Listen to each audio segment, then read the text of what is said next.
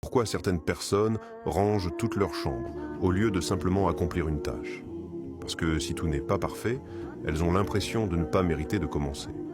En psychologie, ce comportement est souvent lié au perfectionnisme inadapté. Pas cette envie saine de progresser, mais cette croyance rigide que tout ce qui n'est pas impeccable est un échec personnel. C'est une distorsion cognitive fondée sur une estime de soi conditionnelle. Si je ne peux pas le faire parfaitement, alors je ne devrais pas le faire du tout. Et derrière ça, il y a une logique émotionnelle plus profonde. Je dois mériter le droit d'exister, d'essayer. Peu importe à quel point la tâche est minime, l'enjeu intérieur semble toujours immense. Parce que, pour le perfectionniste, l'effort n'est jamais neutre. C'est un test de compétence, de valeur, du droit d'être fier de soi. Alors à la place, tu ranges, tu réorganises, tu contrôles. Tu contrôles ton environnement, parce que c'est plus rassurant que de risquer ton identité en agissant.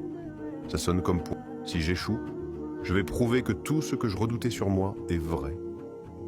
Si je ne commence pas au moment parfait, avec l'humeur parfaite et un plan parfait, alors ça ne vaut pas la peine. Tu appelles ça de la procrastination, mais ce n'est pas du retard.